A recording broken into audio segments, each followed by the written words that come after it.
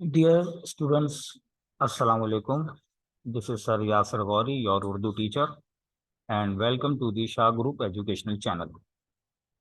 जैसा कि प्यारे बच्चों, मैट्रिक बोर्ड के पेपर्स चल रहे हैं और अभी कुछ दिनों पहले आपका 9th क्लास का उर्दू का पेपर हुआ है।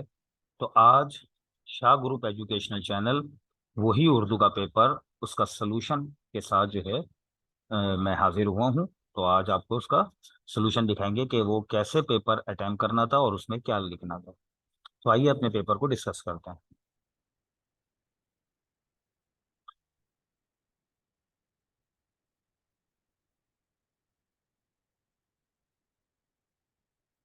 ये है हमारा क्लास 9 का बोर्ड का पेपर 2023 का उर्दू का। जैसा कि आपको पता है कि हमारा उर्दू का पेपर 75 नंबर यानी कि 75 नंबर्स का होता है, जो कि 3 हिस्सों पर मुश्तमिल होता है, हिस्सा अलिफ, हिस्सा बे, हिस्सा जीम।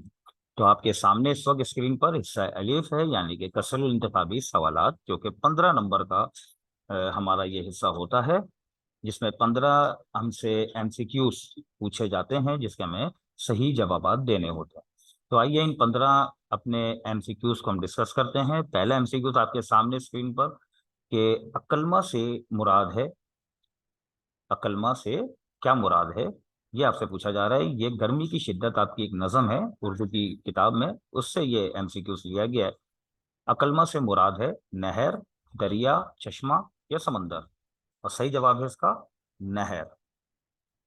दूसरा एमसीक्यूज आपसे पूछा गया, नजरिया पाकिस्तान का मकसद है इस्लामी फलाही मुमलिकत बनाना, सियासत करना, इस्लामी उसूलों की तरवीज और अशाहत, आखिरी ऑप्शन है इस्लामी उसूलों को याद करना।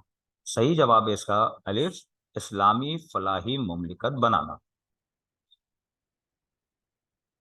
तीसरा एमसीक्यू आपसे पेपर में पूछा गया था, पाकिस्तान में बच्चों का रिसाला नौनिहाल जारी किया, यानी कि जो एक बड़ा मशहूर और मारूफ रिसाला आता है पाकिस्तान में, अशात होती है उसकी, नौनिहाल, वो किसने जारी किया? डिप्टी नजीर अहमद ने, हकीम मोहम्मद सईद ने, मिर्जा फरदुल्ला बेग ने, या डॉक्टर गुलाम मुस्तफा खान ने? सही जवाब है इसका बे, हकीम मोहम्मद सईद। चौथा एमसीक्यू आपसे पेपर में पूछा गया, लफ्ज संदूज की कवायद के लिहाज से है, यानी कि जो एक लफ्ज है संदूज की, वो उर्दू कवायद के लिहाज से क्या कहलाता है? इसमें मुकब्बर, इसमें मुज़क्कर, इसमें आला या इसमें सूद? सही जवाब है इसका बे, इसमें मुज़क्कर। प्यारे बच्चों, पांचवा एमसीक्यूज आपसे पूछा गया पेपर में कि सबक डिस्ट्रिक्ट बोर्ड की डिस्पेंसरी जिस किताब से माखूज है इसका नाम है, यानी कि आपकी उर्दू की किताब में एक सबक है डिस्ट्रिक्ट बोर्ड की डिस्पेंसरी, यकीनन आपने पढ़ा होगा वो किस किताब से लिया गया है वो चैप्टर? मरातुल उरूज से, शहाबनामा से, मिट्टी का दिया, या फिर मज़ामिन सर सैयद? सही जवाब इसका बे, शहाबनामा। छठा एमसीक्यूज आपसे पूछा गया पेपर में, तेरे ही पास हर दर्द की दवा है, तुझी से हर एक रंज में आसूदगी है। ये जो पूरा एक सेंटेंस है यानी कि जुमला जो है, ये किस सबक से लिया गया है? आपसे ये पूछा जा रहा है कि ये जो एक पूरा सेंटेंस है ये किस सबक से लिया गया है? उम्मीद की खुशी से, नजरिया पाकिस्तान से, कौमी हमदर्दी से, या रिश्ता नाता से? चार ही चैप्टर्स जो हैं आपके उर्दू की बुक में मौजूद हैं, और सही जवाब है इसका अलिफ, उम्मीद की खुशी।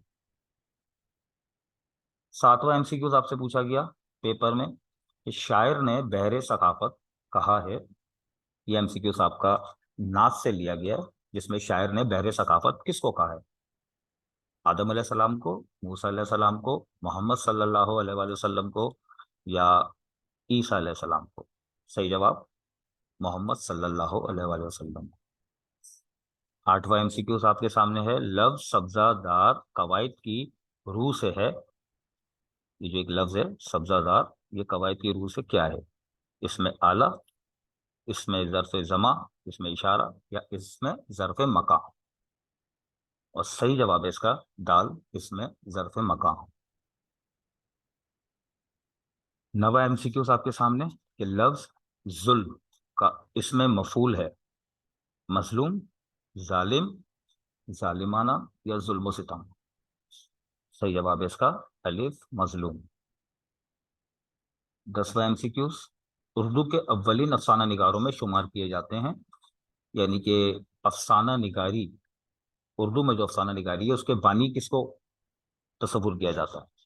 डिप्टी नजीर अहमद को, सर सैयद अहमद खान, नबी बख्श खान बलोच, और आखिरी ऑप्शन है प्रेमचंद, यानी कि मुंशी प्रेमचंद। और सही जवाब इसका यही है, दाल मुंशी प्रेमचंद।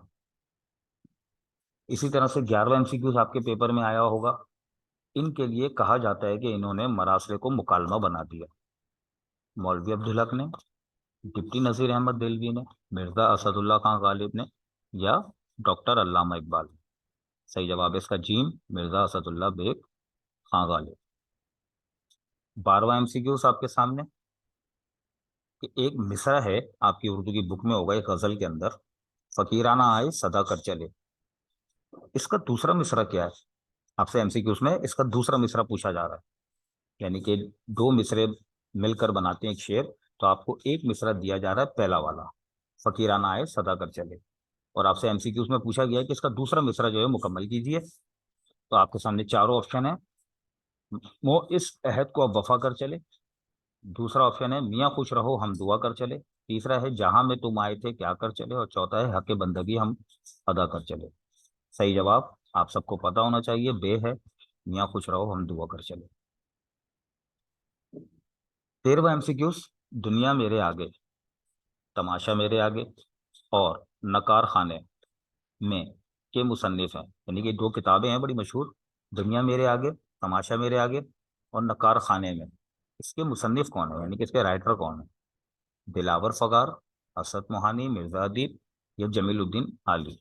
सही जवाब है इसका जमीलुद्दीन आली। 14वां एमसीक्यूज, दिल सर्द होना उर्दू कवायद के लिहाज से क्या है? क्या दिल सर्द होना तशबीह कहलाता है, इस्तारा कहलाता है, मुहावरा कहलाता है, या रोजमर्रा? सही जवाब है इसका जीम, मुहावरा। इसी तरह से आपका आखिरी एमसीक्यूज आपके सामने है। फातिरुल अकल के मायने हैं अकलमंद, कम अकल, पागल या बेवकूफ? सही जवाब है बे कम अकल। और प्यारे बच्चों, आपका इस तरह से हिस्सा अलीफ जो है वो बिल्कुल इख्तिताम को पहुंच चुका है। 15 नंबर्स आपने यकीनन हासिल कर लिए होंगे। आपके सामने सारे एमसीक्यूज सही जवाबात के साथ मैंने रखे हैं। अब आपके सामने हिस्सा बे है, जिसका नाम है मुख्तसर सवालात के जवाबात। 30 नंबर का हमारा ये हिस्सा होता है, जिसमें हमने दिए गए सवालात के जवाबात दे।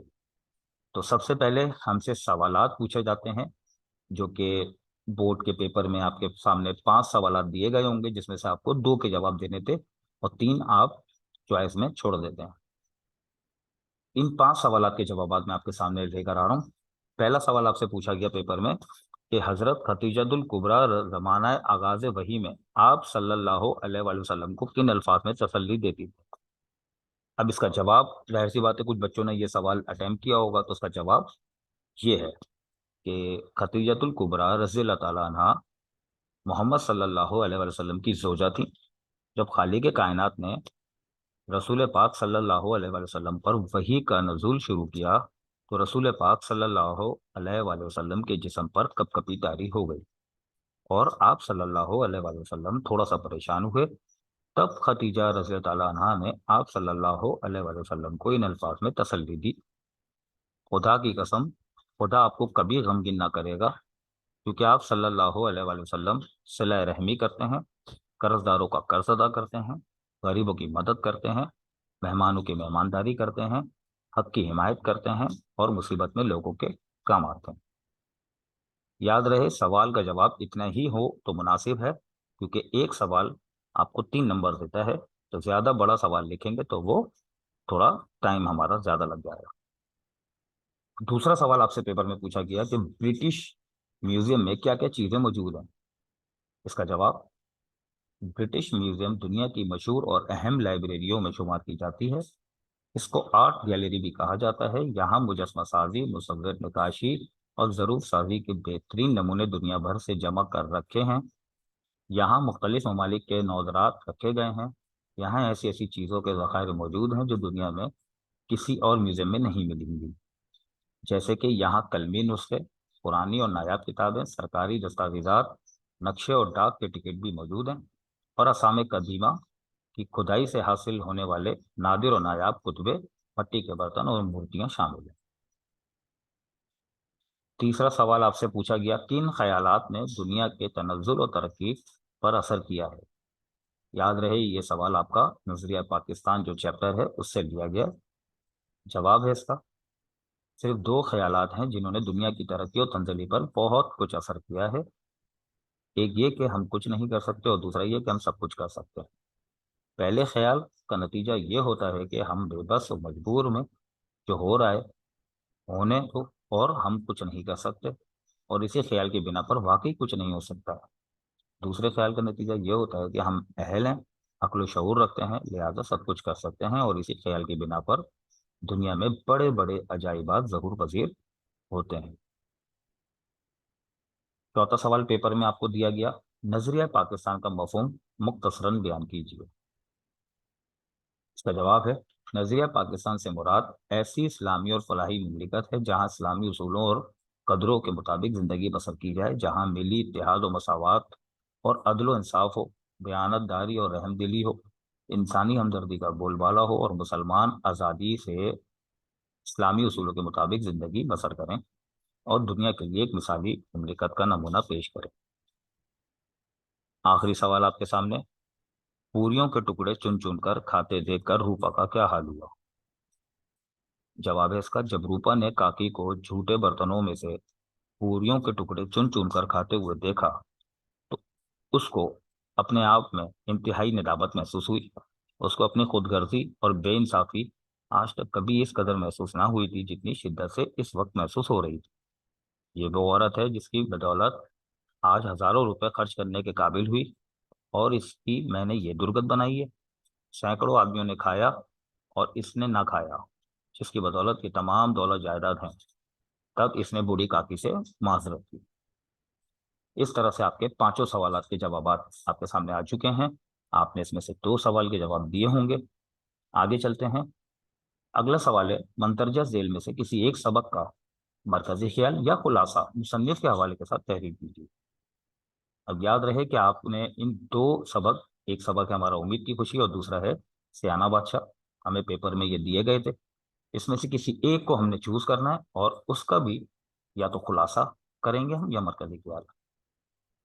تو ہمارے سامنے سب سے پہلے امید کی خوشی کا خلاصہ ہے، اور یہ یاد رہے کہ خلاصے کو جب ہم لکھتے ہیں تو اس کے ساتھ اس کے لوازمات بھی لکھتے ہیں۔ سب سے پہلے حوالے مصنف، کہ سبق امید کی خوشی کے مصنف جناب سر سید احمد خان ہے۔ اس کے بعد دوسری ہیڈنگ جو ہم لکھتے ہیں وہ ہے تعارف مصنف، سر سید احمد خان کی ولادت 1817 میں پیدا ہوئے اور وفات یعنی کہ 1898 میں اس دنیا فانی سے رخصت ہو گئے۔ سر سید احمد خان دہلی میں پیدا ہوئے، والد کا نام سید محمد متقی تھا۔ آپ نے ابتدائی تعلیم مکتب میں حاصل کی، پھر قرآن مجید، حدیث پاک اور فقہ کی تعلیم 18 سال کی عمر میں مکمل کر لی۔ اس کے بعد مصنفی کا امتحان پاس کر کے بحیثیت مصنف ملازم ہو گئے اور ترقی کرتے کرتے جج کے عہدے پر پہنچ گئے۔ سر سید ایک بلند پایہ نثر نگار، اخبار نویس اور عالم تھے۔ آخری مغل بادشاہ بہادر شاہ ظفر نے آپ کو جواد الدولہ اور عارف جنگ کے خطابات دیے۔ انگریزی حکومت نے آپ کی خدمات پر آپ کو سر کا خطاب دیا۔ آپ نے بہت سی کتابیں لکھی جن میں اثار السنادید، خطبات احمدیہ، اسباب بغاوت ہند، تاریخ سرکشی و بجنور مشہور ہیں۔ اگلی ہیڈنگ آپ کی ہوتی ہے خلاصہ، جس میں آپ نے اس پورے سبق کا خلاصہ لکھنا ہے۔ خلاصے کا مطلب ہوتا ہے کہ آپ نے اپنے سبق کو مختصراً لکھنا ہے، اور اس میں موٹی موٹی جو باتیں جس پہ کہانی کی عمارت تعمیر ہوتی ہے وہ آپ نے اس میں تحریر کر دی۔ یہ آپ کے سامنے خلاصہ ہے پورا سبق کا۔ اس سبق میں مصنف نے امید کو موضوع بنایا ہے۔ سر سید احمد خان کا شمار اصلاحی مصنفین میں ہوتا ہے۔ اس سبق میں بھی ہمیشہ کی طرح انہوں نے ایک اہم حساس موضوع پر نظر ثانی کی ہے۔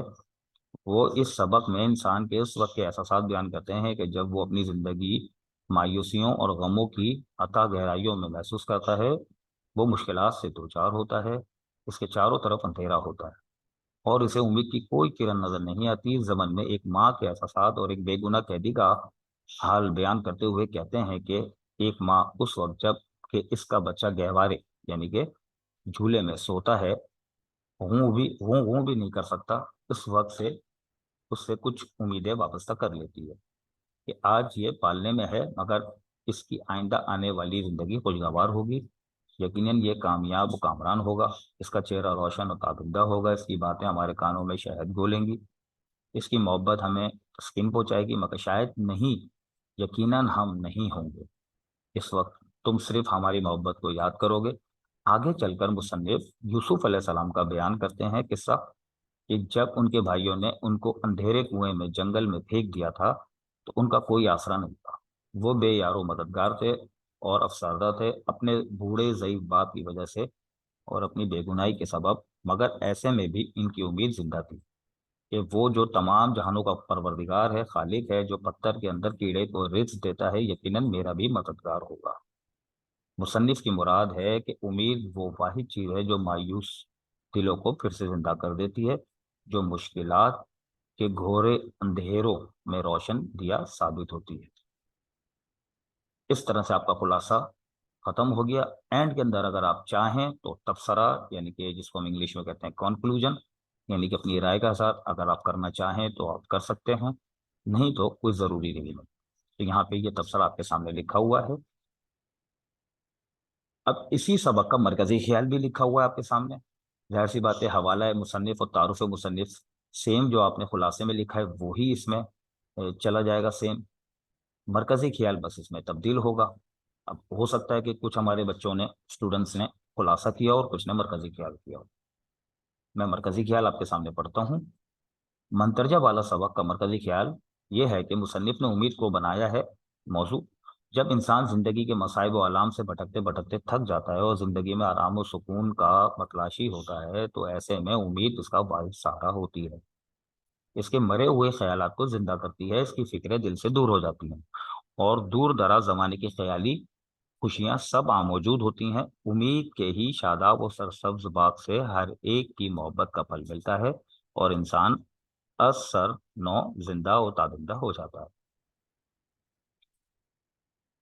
اگر آپ چاہیں تو مرکزی خیال میں بھی تبصرہ لکھ سکتے ہیں، نہیں تو ضروری نہیں ہے، یہ آپ کے سامنے تبصرہ ہے۔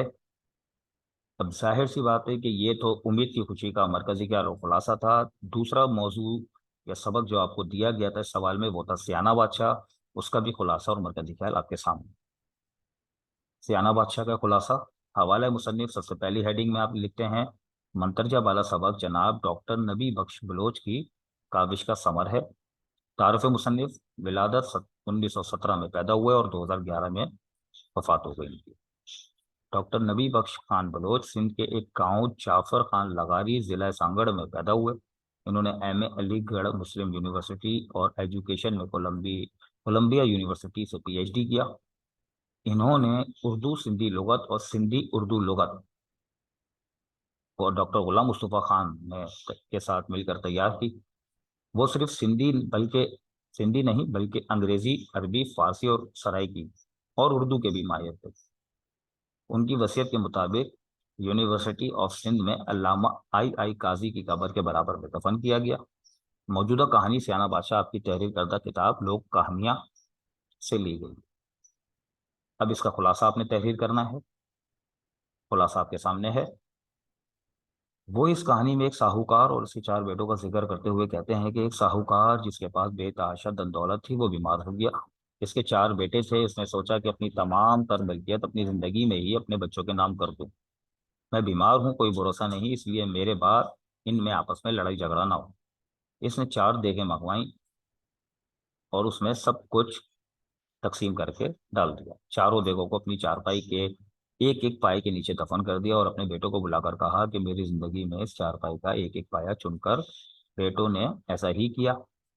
اس کے مرنے کے بعد جب پایوں کے نیچے سے دیگیں نکالی گئیں تو ایک میں ہیرے جواہرات، ایک میں سونا، ایک میں مٹی اور ایک میں پتھر اور ایک میں کچھ ہڈیاں نکلی۔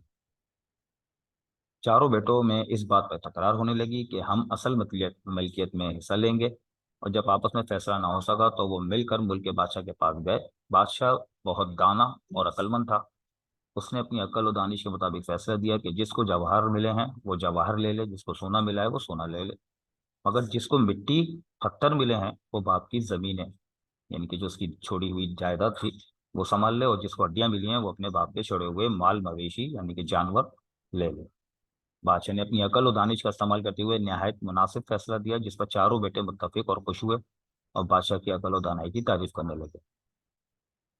اس طرح سے آپ کا خلاصہ ختم ہوا۔ تبصرہ، پھر وہی بات اس میں دہراتا ہوں کہ تبصرہ ضروری نہیں ہوتا، مگر اگر آپ کرنا چاہیں تو کر سکتے ہیں۔ اب اسی سبق کا مرکزی خیال آپ کے سامنے ہے۔ حوالہ وہی ہوگا جو آپ نے خلاصے میں لکھا ہے، تعارف بھی وہی ہوگا، مرکزی خیال اس کا مختلف ہے۔ اس سبق کا مرکزی خیال مصنف نے بہترین عقل و دانش کو بنایا ہے کہ انسان کو خالق کائنات نے بہترین صفات سے نوازا ہے، جس میں ایک نعمت عقل و دانش دی ہے۔ اگر ہم اپنی اس صلاحیت کا درست استعمال کرتے ہیں تو بڑے سے بڑے جھگڑے فساد کو منٹوں میں حل کر سکتے ہیں، اپنی دانش مندی سے بڑے مسئلے کا حل نکل سکتا ہے۔ لہٰذا ہمیں خالق کی دی ہوئی نعمتوں کے لیے اس کا ہر لمحہ ہر جگہ پر شکر ادا کرنا چاہیے۔ یہ آپ کے سامنے تبصرہ آ گیا، اور اس طرح سے آپ کا یہ سوال اختتام پذیر ہوا۔ سوال نمبر 4، 5 نمبر کا یہ ہمارا سوال ہے، مندرجہ ذیل میں سے کسی ایک نظم کا خلاصہ یا مرکزی خیال شاعر کے حوالے کے ساتھ تحریر کیجیے۔ اب آپ کے سامنے 2 نظمیں دے دی گئی ہیں، پیپر میں آپ نے دیکھا ہوگا، ایک ہے سر رائے شہادت اور دوسری ہے گرمی کی شدت۔ تو سب سے پہلے سر رائے شہادت کا خلاصہ آپ کے سامنے، حوالہ شاعر، منترجہ بالا نظم جناب ابو الاثر حفیظ جالندھری کے کاوش قلم کا نتیجہ ہے۔ تعارف شاعر آپ کے سامنے لکھا ہوا ہے۔ خلاصہ اس کا، منترجہ ذیل خلاصہ جنگ احد میں حمزہ رضی اللہ تعالیٰ عنہ کی شہادت سے متعلق ہے۔ اس میں حفیظ جالندھری صاحب نے آپ صلی اللہ علیہ وسلم، آپ رضی اللہ تعالیٰ عنہ یعنی کہ حمزہ رضی اللہ عنہ کی شہادت سے پہلے محمد صلی اللہ علیہ وسلم سے جنگ پر جانے کے لیے اجازت طلب کرنے کے واقعات بیان کیے ہیں۔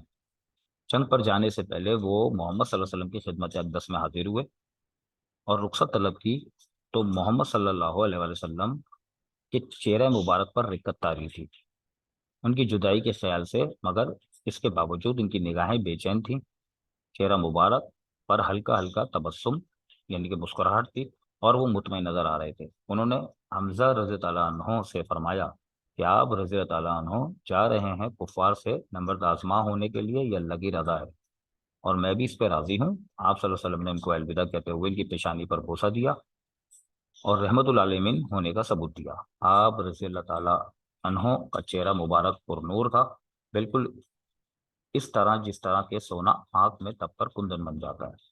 آپ رضی اللہ عنہ کے چہرے مبارک پر ایک تازگی سی تھی۔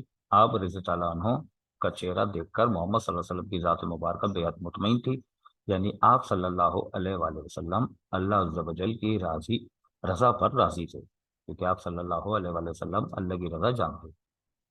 اور اس طرح سے آپ کا یہ خلاصہ ختم ہو گیا۔ تبصرہ آپ کے سامنے ہے۔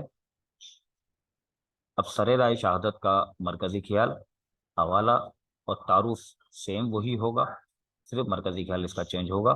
اس نظم کا مرکزی خیال حفیظ جالندھری نے اسلام اور کفار کے درمیان معرکہ حق و باطل کو بنایا ہے کہ جب کفار نے اسلام کے راستے میں سر اٹھایا، مجاہد حق سر پر کفن باندھ کر اٹھ کھڑے ہوتے ہیں اور کسی بھی قسم کی قربانی سے درک نہیں کرتے، اور اللہ کی رضا پر راضی ہوتے ہیں، ہر قسم کی قربانی دینے کے لیے تیار رہتے ہیں، اور انہیں اللہ کی رضا کے ساتھ ساتھ آپ صلی اللہ علیہ وسلم کی رضا بھی حاصل رہتی ہے، بالکل اسی طرح جیسے کہ حمزہ رضی اللہ عنہ نے جنگ احد میں شریک ہونے سے پہلے آپ صلی اللہ علیہ وسلم کی خدمت اقدس میں حاضری کی، اور آپ صلی اللہ علیہ وسلم نے انہیں اپنی محبت کے سائے میں رخصت کیا۔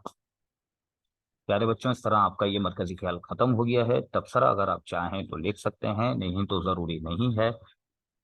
دوسرا موضوع جو ہمارے پیپر میں ہمیں نظر آیا ہوگا وہ دوسری نظم تھی گرمی کی شدت، جس کا خلاصہ آپ کے سامنے ہے۔ سب سے پہلے آپ لکھیں گے حوالہ شاعر، منترجہ ذیل نظم کا خلاصہ مشہور زمانہ مرثیہ نگار جناب میر ببر علی انیس کے قلم کی کاوشوں کا ثمر ہے۔ اس کے بعد آپ لکھیں گے تعارف شاعر، اور اس کے بعد آپ لکھیں گے خلاصہ۔ خلاصہ میں آپ کے سامنے پڑھتا ہوں۔ شاعر میر انیس کو مرثیہ نگاری میں کمال حاصل ہے، انہوں نے اپنی اس نظم میں فاطمۃ الزہرا رضی اللہ تعالیٰ عنہ کی وادی کربلا میں موجودگی اور دنیا اسلام کی اس عظیم قربانی کے واقعے کی منظرکشی کی ہے کہ اس وادی میں موجود ان عظیم ہستیوں نے کس قدر شدید آزمائشوں کا سامنا کیا۔ سامنے بہتے ہوئے دریائے فرات کی موجودگی میں ان پر پانی پینے کی قید لگا دی گئی، جبکہ اس وادی میں جو کہ سبزہ زار تھی، مگر ان لمحوں میں چونکہ ان عظیم ہستیوں کی آزمائش خدائے عز و جل کو مقصود تھی، تو اوپر سے سورج بھی آگ برس رہا تھا اور نیچے زمین بھی چل رہی تھی، تپ رہی تھی۔ یعنی مشکل در مشکل تھی، مگر اہل و عیال امام حسین رضی اللہ تعالیٰ عنہ نے ثابت قدمی کا ثبوت دیا اور اللہ کی اس آزمائش میں خود کو ثابت قدمی سے پیش کیا۔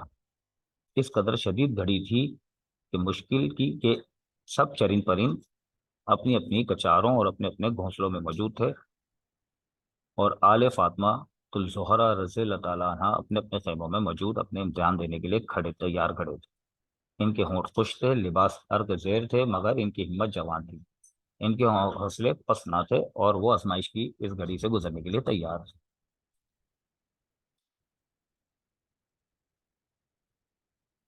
اب چونکہ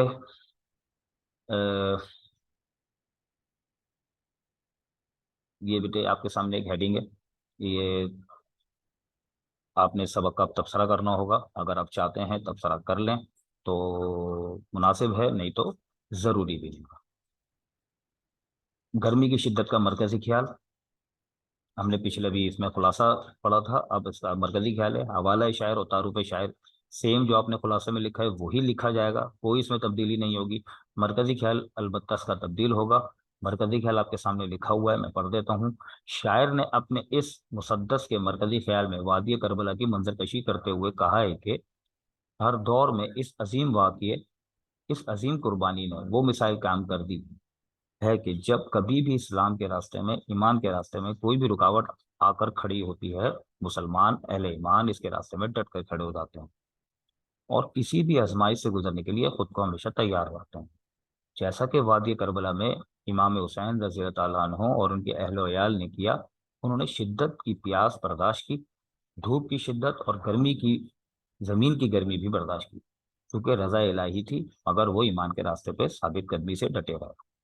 اس طرح سے آپ کا مرکزی خیال بھی ختم ہوا۔ تبصرہ اگر ضروری آپ سمجھتے ہیں تو کر لیں، نہیں تو ضروری نہیں ہے۔ اس طرح سے آپ کا سوال نمبر 4 یعنی کہ دی ہوئی نظموں کے مرکزی خیال اور خلاصے ختم ہو گئے۔ سوال نمبر 5 آپ کو بورڈ کے پیپر میں نظر آیا ہوگا، جس میں آپ سے پوچھا گیا ہوگا کہ شعری اصطلاحات آپ کو دی جاتی ہیں، 4 دی جاتی ہیں، جس میں سے 2 آپ کو کرنی ہوتی ہیں، 6 نمبر کا سوال ہوتا ہے یہ۔ تو آپ کو 4 جو شعری اصطلاحات دی تھیں وہ تھی تخلص، مطلع، تشبیہ اور قافیہ۔ یقیناً آپ نے اس میں سے 2 کی ہوں گی۔ ہمارے سامنے چاروں کی تعریف موجود ہے۔ سب سے پہلی ہے تخلص، وہ مختصر اور فرضی نام جو شعراء اپنے کلام میں اپنے اصل نام کی جگہ استعمال کرتے ہیں، وہ تخلص کہلاتا ہے۔ مثال کے طور پر غالب، مومن یا حالی وغیرہ۔ دوسری ڈیفینیشن ہماری ہے مطلع کی، کسی بھی غزل کا پہلا شعر مطلع کہلاتا ہے۔ مثال کے طور پر یہ میں ایک غزل کا شعر پڑھ لوں: دل ناداں تجھے ہوا کیا ہے، آخر اس درد کی دوا کیا ہے۔ یہ پوری ایک غزل کا شعر ہے، مرزا غالب کی غزل ہے یہ، اور یہ سب سے پہلا شعر ہے، تو چونکہ سب سے پہلا شعر مطلع کہلاتا ہے تو آپ نے مثال بھی اسی کی دینی ہے۔ تیسری شعری اصطلاح جو ہے وہ ہے ہماری تشبیہ۔ اس کی ڈیفینیشن ہے جب کوئی شاعر کسی بھی شعر میں 2 الگ الگ چیزوں کو کسی ایک خاص صفت کی وجہ سے ایک دوسرے کے مانند یعنی کہ ایک جیسا قرار دے، اسے تشبیہ شعر کہتے ہیں۔ مثال کے طور پہ میر دریا ہے سنے شعر زبانی اس کی، اللہ اللہ رے طبیعت کی روانی اس کی۔ اب چونکہ اس پورے شعر کے اندر ہم غور کریں تو ہمیں نظر آئے گا کہ میر تقی میر اپنے کلام کو دریا سے تشبیہ دے رہے ہیں اور خاص صفت ہے اس کی روانی۔ چوتھی ہماری جو شعری اصطلاح ہے وہ ہے قافیہ، کہ کسی بھی غزل کے ایسے الفاظ جو ہم آوازوں پر ہم معنی نہ ہوں اور جو ردیف سے پہلے بار بار دہرائے جائیں یعنی کہ بار بار آپ کو نظر آئیں، وہ قافیہ کہلاتے ہیں۔ مثال کے طور پہ یہی شعر ہم نے جو پچھلا یاد کیا تھا وہی آپ اس میں لکھ سکتے ہیں: میر دریا ہے سنے شعر زبانی اس کی، اللہ اللہ رے طبیعت کی روانی اس کی۔ नीचे वजाहत में आपने क्या लिखना है, मंतरजा वाला शेर में जबानी और रवानी काफिया है। अब चूंकि बोर्ड के पेपर में शेरी इस्तिलाहत आपको 4 दी जाती हैं, 2 आपने करनी होती हैं, अगर आपको फिर भी नहीं आती तो फिर आपको या की चॉइस दी जाती है, और इसमें आपको असनाफ अदब की 4 तारीफें दी जाती हैं जिसमें से आपने 2 करनी होती हैं। अब चाहें तो आप शेरी इस्तिलाह 2 कर लें, या आप असनाफ अदब की 2 तारीफें कर लें। तो यहाँ पे आपके सामने असनाफ अदब 4 दी गई हैं। पहली है सफरनामा, दूसरी है नॉवेल, तीसरी है मरसिया और चौथी है गजल। सफरनामे की डेफिनेशन, वो बातें जो एक सयाह अपने सफर के दौरान महसूस करता है या उसको महसूस होती हैं और मुख्तलिफ होने के साथ साथ दिलचस्प और हैरत अंगेज नजर आती हैं, वो इन्हें अपने हम वतनों यानी कि अपने लोगों को, उनके लिए उसको कलमबंद करता है यानी कि तहरीर करता है। तो ऐसी तहरीर को हम सफरनामा कहते हैं। नॉवेल, नॉवेल सादा जबान में ऐसी कहानी को कहते हैं जिसमें इंसानी जिंदगी के मामूली और रोजाना पेश आने वाले वाक़यात को दिलचस्प अंदाज में तहरीर किया जाता है। प्लॉट, मंजर निगारी, किरदार निगारी, मकालमा निगारी इसके बुनियादी अनासिर हैं। तीसरी आपकी सनफ जो है वो है मरसिया। किसी भी मरने वाले की याद में कही जाने वाली नज़म पे उसको मरसिया कहते हैं, और इसमें मरने वाले की खूबियां बयान की जाती हैं। चौथा, गजल। गजल अरबी जबान का लफ्ज है, इसके लघवी मायने हैं हुस्न इश्क की बातें करना। ये एक ऐसी सनफ सुकून है जो मखसूस अनासिर पर मुश्तमिल मखसूस हित रखती है। गजल के लिए काफिया जरूरी होता है, रदीफ लाजमी नहीं होता। इस तरह से आपके असनाफ अदब की 4 डेफिनेशंस भी हो गई हैं। अगला सवाल, सवाल नंबर 6, जिसके 2 हिस्से होते हैं, एक अलीफ होता है और एक बे।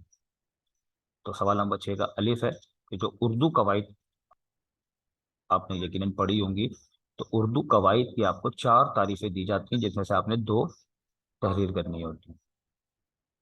तो आपके सामने ये चारों लिखी हुई हैं। जुमला इस्मिया, इसमें मुज़क्कर, मरकब नाकस और मुब्तदा और खबर। जुमला इस्मिया, ऐसा जुमला जिसमें कोई फेल मौजूद ना हो और इसम से मुतालिक कोई खबर दी जा रही हो, जुमला इस्मिया कहते हैं उसे। जैसा कि नाज़ी अच्छी बच्ची है, किताब दिलचस्प है। इसमें मुज़क्कर, कवायद की दूसरे ऐसे अल्फाज जो जिसामत के लिहाज से छोटे हों या छोटे होने के मायने दें, इसमें मुज़क्कर कहलाता है, जैसे कि देगची या संदूक की। मरकब नाकस, ऐसा जुमला जिसमें बात पूरी नहीं हो रही हो और मतलब भी पूरे तौर पे वाज़े ना हो रहा हो, ऐसे लफ्जों के मजमूए को हम मरकब नाकस कहते हैं। चौथी और आखिरी हमारी इसमें डेफिनेशन है मुब्तदा और खबर। हर जुमले के 2 अंसर होते हैं, मुब्तदा और खबर। मुब्तदा वो शख्स या शय जिसका जिक्र किया जाता है, और खबर वो जो इस शख्स या शय की निस्बत से जिक्र किया जाए। जैसा कि अहमद आया, वो गया। अब इसमें चूंकि अहमद जो है वो मुब्तदा है और आया और गया जो है वो इसमें खबर है।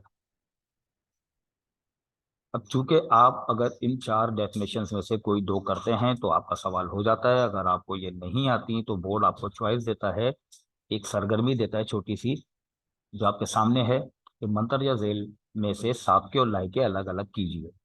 4 अल्फाज आपको पेपर में नजर आए होंगे। आपने करना क्या है, इसमें साबका और लाहका जो है वो अलग अलग कॉलम्स बना के लिखना है।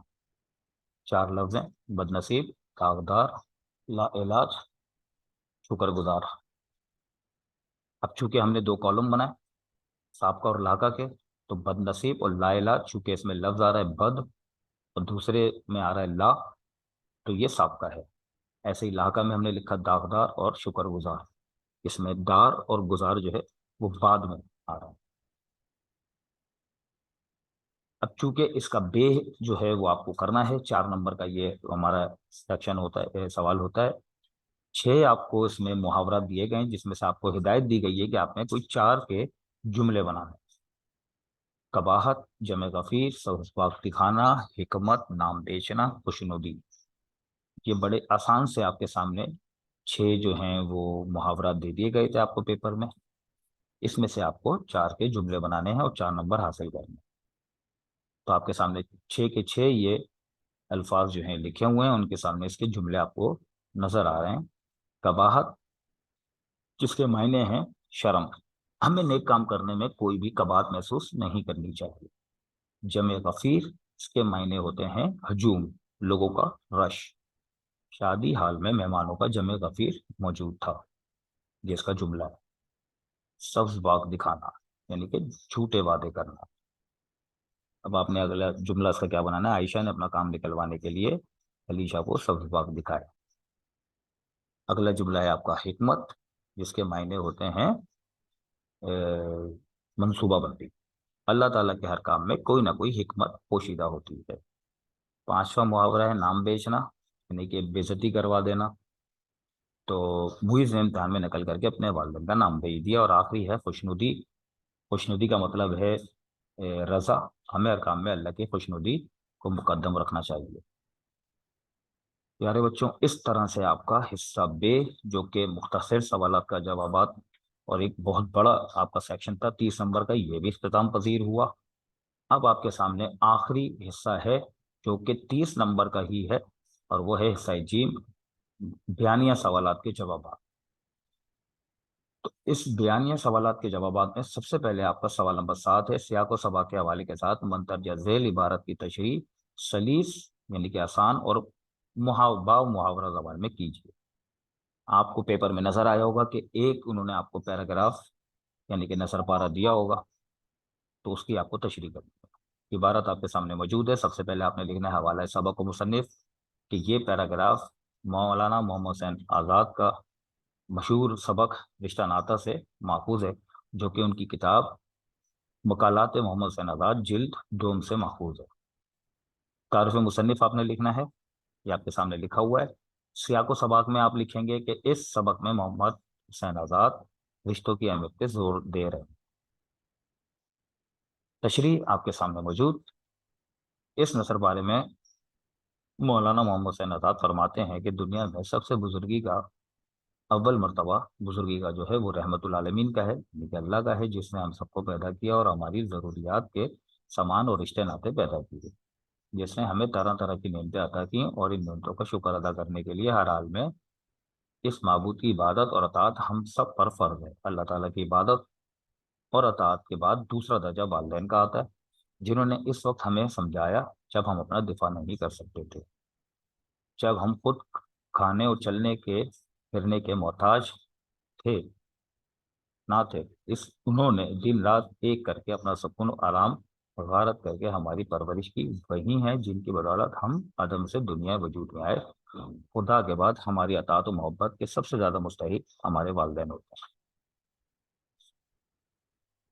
इसके बाद आप अगर चूंकि नसर पारा आपने नहीं किया होगा, तो आपके सामने बोर्ड के पेपर में चॉइस आपको दी जाती है कि आप जुमलों की वजाहत कर लें, यानी जुमलों की तशरीह। नसर पारा थोड़ा बड़ा होता है और जुमला जो है वो थोड़ा छोटा होता है।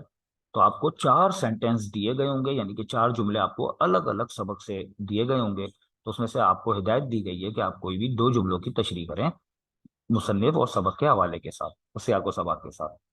तो पहला जुमला है आपका, काम से सच्चा लगाव और उसी में इसकी जीत थी। अब अगर हम गौर करें तो ये जुमला एक आपका सबक है नाम देवमाली, उससे लिया गया है। तो सबसे पहले तो आपने बताना है कि सबक के मुसन्निफ कौन थे, मौलवी अब्दुल हक, और ये सबक कहाँ से लिया गया, ये जुमला कहाँ से लिया गया, नामदेव माली से। इसके बाद आपने बताना है कि इस सबक का तारुफ, जिसको हम सियाको सबाक कहते हैं, कि इस सबक में मुसन्निफ ने एक माली की मेहनत और लगन का जिक्र किया है कि वो कैसे खुलूस दिल के साथ अपना काम सर अंजाम देता है।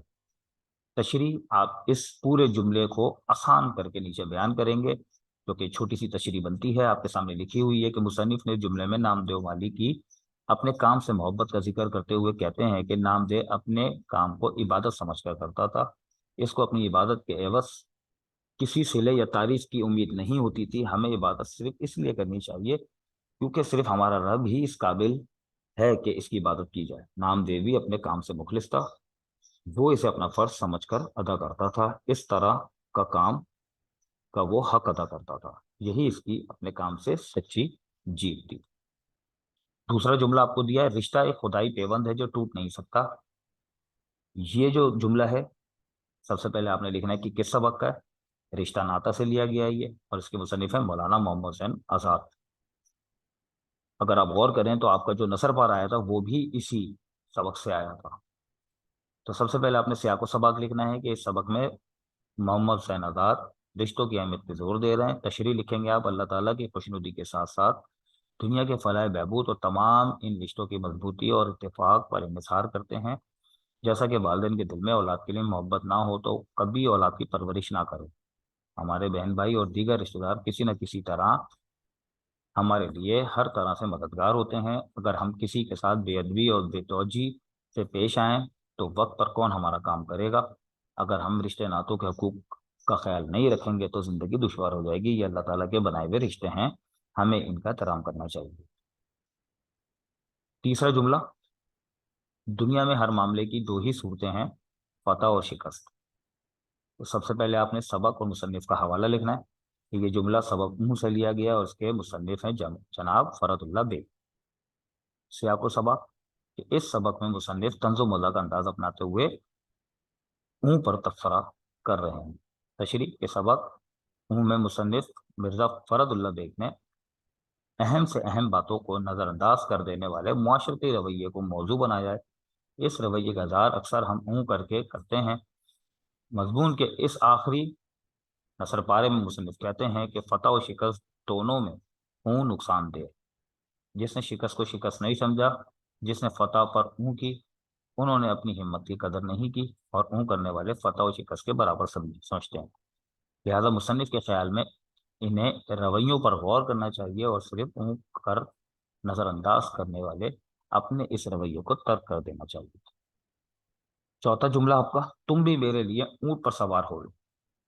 سب سے پہلے حوالہ سبق و مصنف کہ یہ سبق اخلاق نبی صلی اللہ علیہ وسلم سے لیا گیا، اس کے مصنف جناب شبلی نعمانی۔ سیاق و سباق آپ کے سامنے۔ اس سبق میں مصنف محمد صلی اللہ علیہ وسلم کی سیرت پہ روشنی ڈال رہے ہیں۔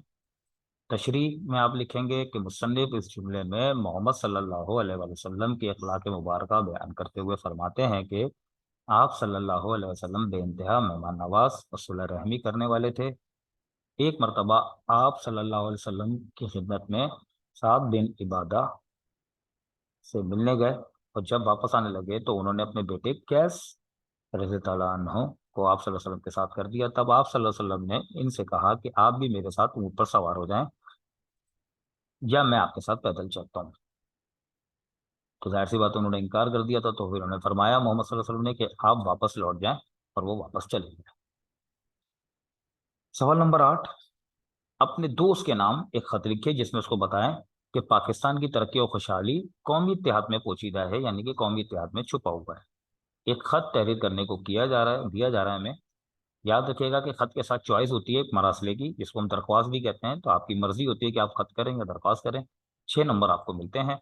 تو چونکہ یہ سلوشن ہے ہمارا، اس میں ہمارے پاس دونوں لکھے ہوئے ہیں۔ سب سے پہلے میں خط آپ کے سامنے پڑھتا ہوں، یہ آپ کے سامنے خط ہے۔ سب سے پہلے خط کا پیٹرن ڈرا کرنا ہوتا ہے کہ از کمرہ امتحان بھی ڈیٹ لکھنی ہے آپ نے، پھر اپنے عزیز دوست کو آپ نے پکارنا ہے، اس کے بعد اس کو آپ نے دعا دینی ہے، سلام کرنا ہے، اور پھر آپ نے یہ خط لکھنا ہے۔ خط کے اندر آپ نے ایسے پوائنٹس، جو ایسے نکات جس میں آپ اتفاق، اتحاد، یکجہتی کو آپ نے پروموٹ کرنا ہے، جس میں آپ نے بتانا ہے، جیسے آپ کے سامنے یہ لکھا ہوا ہے کہ سیاسی میدان میں اصول پرستی اور قومی مفاد کے بجائے خود غرضی اور ذاتی مفاد کی پالیسی پر عمل کیا جاتا ہے، جس کی وجہ سے بدعنوانیوں میں بے ضابطیوں اور غلطیوں کا ایک ختم نہ ہونے والا سلسلہ چل نکلا ہے۔ مال دولت اور وسائل زندگی کی ہوس نے ہمیں معاشی حیوان بنا کر رکھ دیا ہے، جس کی وجہ سے ہمارا معاشرہ انسانی ہمدردی، ایثار کے پاکیزہ جذبات سے محروم ہو گیا ہے۔ ہمارے ملک میں بے دینی اور کفر و لحد کی روش ایک طوفان کی صورت اختیار کر چکی ہے، جس سے ہماری مقدس مذہبی اقدار کو شدید نقصان پہنچ رہا ہے۔ اسی طرح سے آپ نے 5واں، 6واں، 7واں، 8واں پوائنٹ، جس میں آپ نے یہ بتانا ہے کہ قومی اتحاد ہی میں ہماری ترقی جو ہے وہ چھپی ہوئی ہے۔ اور جب آپ کا خط ختم ہو جائے گا تو آپ شکریہ کے ساتھ ختم کر دیں گے اپنا خط۔ اللہ حافظ کہہ کے۔ اب چونکہ بورڈ نے آپ کو چوائس دی ہے اور آپ کو ایک مراسلہ بھی دیا ہے، مراسلہ جس کو ہم کہتے ہیں درخواست، انگلش میں ہم اپلیکیشن کہتے ہیں اس کو، تو آپ کو یہاں کہا جا رہا ہے کہ آپ نے کسی اخبار کے مدیر یعنی کہ اخبار کے ایڈیٹر کو ایک مراسلہ لکھنا ہے، جس میں آپ نے پاکستان میں موجود بجلی اور گیس کی جو قلت ہے اس پہ تشویش کا اظہار کرنا ہے، یعنی اپنی پریشانی بتانی ہے، اور توانائی یعنی کہ بجلی کے بحران کے خاتمے کے لیے چند تجاویز یعنی کہ مشورے آپ نے دینے ہیں۔ تو مراسلہ آپ نے شروع کرنا ہے، یہ آپ کے سامنے مراسلے کا پیٹرن موجود ہے۔ پھر آپ نے مراسلہ لکھنا شروع کرنا ہے، تو یہ آپ کے سامنے مراسلہ ہے۔ سب سے پہلے آپ نے اس مسئلے کو اجاگر کرنا ہے ایک پیراگراف کے اندر، یہ مسئلہ بتائیں کہ یہ مسئلہ کس قدر بڑھ چکا ہے ہمارے لیے، اور کیا کیا اس سے مسائل درپیش ہو رہے ہیں، اور اس سے کیا کیا مشکلات درپیش ہو رہی ہیں تعلیمی میدان میں، صنعتی میدان میں، ہر طرح کے، یعنی کہ ہسپتالوں میں، ہمارے گھروں میں کس طرح سے پانی، بجلی، گیس، اس کی کمی سے ہماری ایک عام زندگی متاثر ہو رہی ہے۔ اب چونکہ آپ نے تجاویز دینی ہے کہ یہ مسئلہ کیسے حل کیا جائے، تو آپ نے پھر پوائنٹس کی صورت میں وہ تجاویز پیش کرنی ہے۔ جیسے آپ کے سامنے لکھا ہوا ہے پوائنٹ نمبر 1، توانائی کے بحران کو دور کرنے کے لیے فوری طور پر جنگی بنیادوں پر منصوبہ بندی کی جائے اور نئے ڈیمز بنائے جائیں۔ دوسرا آپ نے تجویز دی ہے ایسے اقدامات کیے جائیں کہ ملک میں سیاسی استحکام قائم ہو۔ تیسرا، عوام الناس کو توانائی کے بہتر اور پائیدار استعمال کے بارے میں روشناس کرایا جائے، یعنی کہ موٹیویٹ کیا جائے، ان کو آگاہی دی جائے تاکہ گھروں، دکانوں اور کارخانوں میں بجلی اور گیس کا خواہ مخواہ کا ضیاع بند ہو۔ لوگوں کو میڈیا کے ذریعے توانائی کے بحران کی شدت اور انہیں ان کی ذمہ داریوں کا احساس دلایا جائے۔ چوتھا، گھریلو اور صنعتی سطح پر بجلی اور گیس کے بہتر اور پائیدار استعمال کو روکنے کے لیے اقدامات اور انتظامات کیے جائیں۔ پانچواں، شمسی توانائی یعنی کہ سولر انرجی کو عام کیا جائے اور لوگوں کو اس سے روشناس کروایا جائے۔ شمسی توانائی کے لیے ضروری آلات ارزاں یعنی کہ مناسب قیمت پر فراہم کیا جائے۔ چھٹا، بلوں کی وصولی کے نظام کو بہتر بنایا جائے۔ ساتواں ہے پوائنٹ، بجلی اور گیس کی چوری کے خاتمے کے لیے ٹھوس اقدامات کیے جائیں۔ آٹھواں اور آخری پوائنٹ ہے کہ اب وقت ضائع کیے بغیر فوری طور پر جنگی بنیادوں پر کام کرنے کی ضرورت ہے تاکہ پاکستان کو اندھیروں میں ڈوبنے سے بچایا جا سکے۔ آخر میں آپ نے شکریہ ادا کرنا ہے، نوازش ہوگی، اور اپنا تعارف دے دینا۔ اس طرح سے آپ کا یہ سوال بھی ہو گیا۔ سوال نمبر 9 آپ کے سامنے ہے، منتر یا ذیل اشعار کی تشریح شاعر کے حوالے کے ساتھ تحریر کیجیے۔ آپ کو 4 اشعار دے دیے جاتے ہیں، ویسے جو ماڈل پیپر آیا تھا اس میں 4 اشعار بتائے گئے تھے، مگر اس بار 5 آئے، جس میں سے ہمیں صرف 2 کرنے ہوتے ہیں۔ 6 نمبر کا ہمارا سوال ہوتا ہے تو ایک تشریح ہماری 3 نمبر کی ہوتی ہے۔ تو پہلا شعر آپ کے سامنے لکھا ہوا ہے، کانٹوں کو مت نکال چمن سے وہ باغ باں، یہ بھی گلوں کے ساتھ پلے ہیں باہر میں۔ بہادر شاہ ظفر کی غزل ہے، کتاب میں موجود ہے، اس سے لیا گیا ہے یہ شعر، اور آپ کے سامنے اس کی تشریح بھی ہے۔ دوسرا شعر آپ کا، نہ گورے سکندر نہ ہے قبر دارا، مٹے نامیوں کے نشان کیسے کیسے۔ خواجہ حیدر علی آتش کی غزل سے یہ شعر لیا گیا ہے۔ آپ نے تعارف تو نہیں کرنا اس میں، مگر حوالہ ضرور دینا، اپنے بتانا ضرور ہے کہ یہ شعر کس شاعر کا لکھا ہوا ہے۔ اس کے بعد آپ تشریح لکھیں گے۔ تیسرا شعر آپ کے سامنے دکھائی یہ یوں کہ بے خود کیا ہمیں آپ سے بھی جدا کر چلے، میر تقی میر کی غزل کا شعر اور اس کی تشریح۔ چوتھا شعر آپ کے سامنے کہ آدمی کے پاس سب کچھ ہے مگر ایک تنہا آدمیت ہی نہیں، جگر مراد آبادی کی غزل کا شعر ہے اور اس کی تشریح آپ کے سامنے ہے۔ کیونکہ آپ کو 4 اشعار دیے گئے ہیں جس میں سے آپ نے 2 کی تشریح کرنی ہے، مگر اگر آپ اس کو نہیں کر پاتے ہیں تو بورڈ آپ کو پیپر میں چوائس دیتا ہے کہ آپ اس کو چھوڑ دیں اور اس کے ساتھ کی چوائس جو ہے اس کو آپ یوز کریں، جس میں آپ کو نظم کا، جو آپ کی اردو کی بک میں کئی نظمیں ہیں اس میں سے کوئی بھی آپ کو ایک بند دے دیا جاتا ہے، یعنی کہ اس کو جوز بھی کرتا ہے۔ اب آپ کے سامنے یہ بند دیا گیا ہے، لکھا ہوا ہے، دیکھیں، اب اس کو پہچاننے کی کوشش کریں کہ یہ کس نظم سے لیا گیا ہے۔ جو کرے گا امتیاز رنگ و خون مٹ جائے گا، ترک خرگاہی ہو یا عرابی والا گوہر، نسل اگر مسلم کی مذہب پر مقدم ہو گئی، اڑ گیا دنیا سے تو مانند خاک رہ گزر۔ یہ جو ہمارا بند ہے یہ نظم دنیا اسلام جو علامہ اقبال کی لکھی ہوئی ہے اس سے لیا گیا ہے۔ آپ نے اس کی تشریح کرنی ہے حوالہ اور تعارف کے ساتھ۔ آپ کے سامنے حوالہ اور تعارف موجود ہے اور یہ اس کی تشریح آ گئی۔ شاعر علامہ اقبال مسلمانوں کے دلوں میں اپنے احساس کی قدر و قیمت کو اجاگر کرنا چاہتے ہیں، اس لیے وہ فرماتے ہیں کہ اے مسلمانوں، اس وقت مسلمانوں پر ایک مرتبہ پھر مشکل وقت آ پڑا ہے، اس وقت تمہیں اتحاد کی اشد ضرورت ہے، اس وقت تم خطبہ رسول صلی اللہ علیہ وسلم کو یاد کرو، اور رنگ و نسل ذات پات کے تفرق سے باہر نکلو، کیونکہ اگر ایسا نہ ہوا تو تمہیں بڑی آسانی سے مٹا دیا جائے گا۔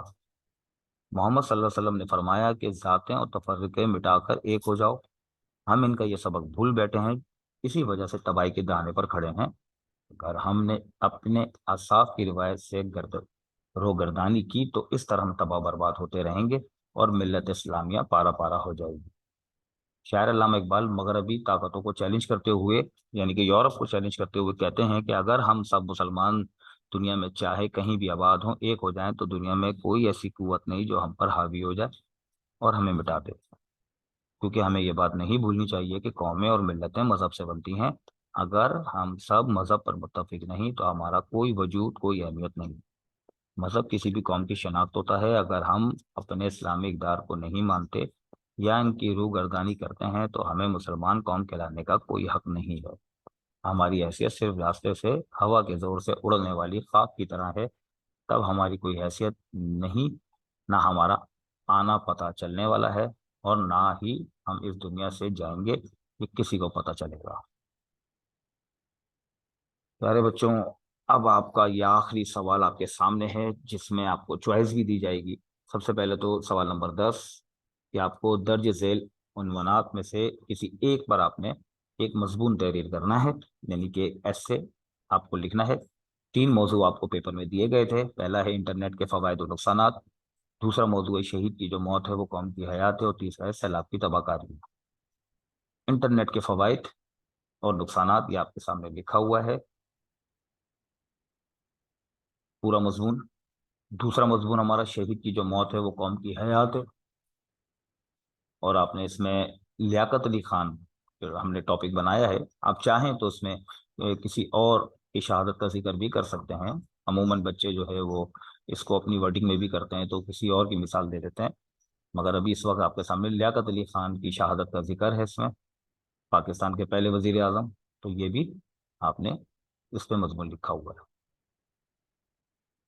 تیسرا، چونکہ حالیہ دور میں ابھی جو وقت گزرا ہے، پچھلے سال سیلاب آیا تھا پاکستان میں، تو یاد رکھیے گا مضمون آپ کو دور حاضر کے کسی بھی موضوع پر دے دیا جاتا ہے تو آپ کو وہی مضمون دیا ہے، سیلاب کی تباہ کاری ہے، جس میں آپ نے بتانا ہے سب سے پہلے ایک پیراگراف میں کہ سیلاب کی آنے کی کیا وجوہات ہوتی ہیں، کس طرح سے آتا ہے، شدید بارشوں کی وجہ سے، جو پہاڑوں پہ جمی ہوئی برف ہے اس کے پگھلنے کی وجہ سے، اور سمندری جو طوفان جو پیدا ہوتا ہے جس کو ہم سونامی کہتے ہیں، اس سے بھی یہ سیلاب کے خطرات بڑھتے ہیں۔ اس کے بعد آپ نے اس کے اثرات بتانے ہیں، جس میں آپ نے جانی نقصانوں، مالی نقصان، انفراسٹرکچر اور سہولیات میں خلل، مٹی کشرن، پانی کی فراہمی کی آلودگی اور بیماریوں کا پھیلنا، سیلاب سے کتنی تباہی ہوتی ہے، یہ سب آپ نے بتانا ہے۔ مختصر کر کے آپ نے اس کو بتا کے آپ نے چاہیں تو نتیجہ لکھ دیں، یعنی کہ اپنی رائے کا اظہار لکھیں، ویسے ضروری بھی نہیں ہوتا کیونکہ ایسے ہی اپنی رائے کا اظہار ہے۔